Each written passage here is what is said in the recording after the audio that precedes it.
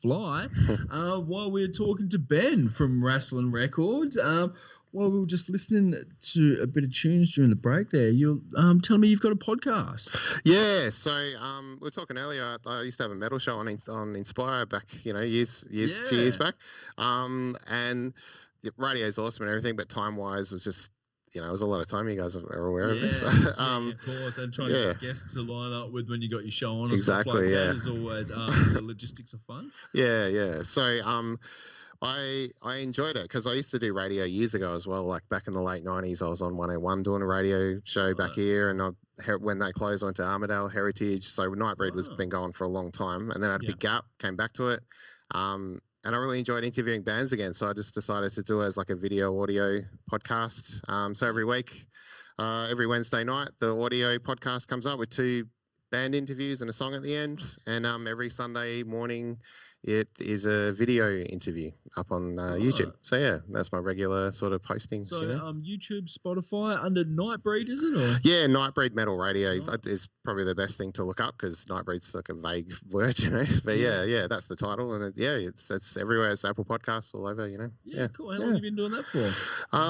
So since 2021, like June 2021, started doing the podcast version, and it's weekly ever since. It's been good. Couple of solid years. Yeah. All right, and some good guests. Who's some of your more notable guests that you? Yeah, some huge ones this year alone. I've Sisters of Mercy, the Who, the HU, the Mongolian throat singer metal band. They're really good. Right. Mork, Psy are a really good band. Avatar was a recent one. They're coming to Australia soon. They're a really great band. Mork, I'm on Amath. Lots and lots of bands, and also like local ones and stuff like that. Like it's not all just big names. Like it's a good mix. I think it's good fun. Yeah, support local and stuff. Yeah, absolutely, man. Yeah, that's awesome, man. Yeah. And also, obviously, you run a record label, so you've got some other bands and stuff. I imagine the podcast is also a good platform for them. What other bands have you got under your record label? Yeah, so there's a band out of Tassie, a 4-piece called Heretical Blasphemy that do sort of angry, punky black metal. And another band out of a small town called Toxic Volcano. That's a 4-piece, and all their songs are volcano based. It's kind of like a death metal thing. Right. That's pretty fun, It's interesting. I wonder how long they can keep making around the subject. Yeah. I think it's endless, man. Like it's all hot and lava-y, and I think they've got plenty of content there, Yeah. So that's been good fun, that one. Yeah. No, good fun putting that out. Good projects and stuff like that. Yeah. That's cool. And where do you go from here? Like, do you create like a metal festival or something like that? Or is that I think I'm probably a long way off that, but at the moment, seem to have a lot of connections. Yeah, I suppose. I mean, who knows? But never say never. Don't get me wrong. But at the moment, that's it. At the moment, I'm working full time and just happy to be putting stuff out there. You know what I mean? Like it's good fun. How many bands are you involved with? Sort of. That's a good question. So I've got the two solo ones. Vastmod I'm playing on. That's about it, I think. Yeah, at the moment. Yeah. And sort of a difference in the sounds coming out. Like you said, you've got the 2 solo ones. Yeah, definitely. Yeah, right. Yeah. Like distinguishedly different sort of vibe to the music and stuff, yeah? Yeah, for sure. So Celestial Shadows is a bit more, it's got a bit of a gothy feel, I guess. It's still black metal, but a bit more moody, that kind of stuff, I suppose. Yeah. Some keyboard tracks, that sort of thing in there as well. Yeah. Whereas Demon Sin, obviously the score, there's no vocals for that. And the other EPs and stuff that I'm putting out with Demon Sin have a bit more of a crusty element, I guess, like a bit rawer. And Vastmod, again, the other band I'm playing in is different again. And I'm not really writing as much for that one. I'm more kind of playing and help produce and that sort of thing, Nice. Yeah. Do you ever, like, when you're working with a band and you know that they've got something coming up and that's close enough for you, do you ever jump in and support them or add any other sound? I haven't played yet, but on something. But I definitely, give suggestions or like in the mixing process. Like directing. Yeah, exactly. Yeah. And I'm putting all the visual aspect together as well because that's sort of my side of things when I'm putting it out there. So I guess that's sort of a big influence on it. Yeah. And being such a part of the production side, does it change your outlook compared to like when you just sort of band member and just sort of making music and putting it out there? When you become so involved in the production, obviously starting your own record label and stuff, does it change your outlook? I guess so. I mean, I've always listened to music pretty closely anyway, you know what I mean? But I guess the more practice I've had, and I'm still learning as well, you know, but the more practice I've had and the better I'm getting, I'm sort of listening to what other bands are doing, like production wise or idea wise with sounds and that sort of stuff. So yeah, I guess my outlook has changed.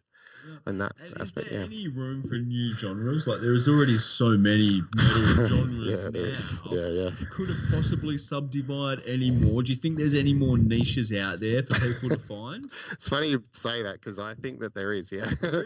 Yeah. Right. I was watching Dave Lombardo just the other day, and he was saying that, like he did it because he's a drummer for like Slayer and a bunch of other bands and stuff, and he did a thing with some hip hop guy, like they collaborated, and he said he's really always up for that because music is music, and there's endless possibilities of what you can do if you put two different things together. Yeah. Something original can come out of that, I suppose.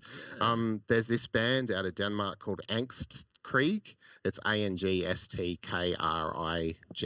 Oh. It's just two guys. I really like it. It's kind of old school rocky black metal.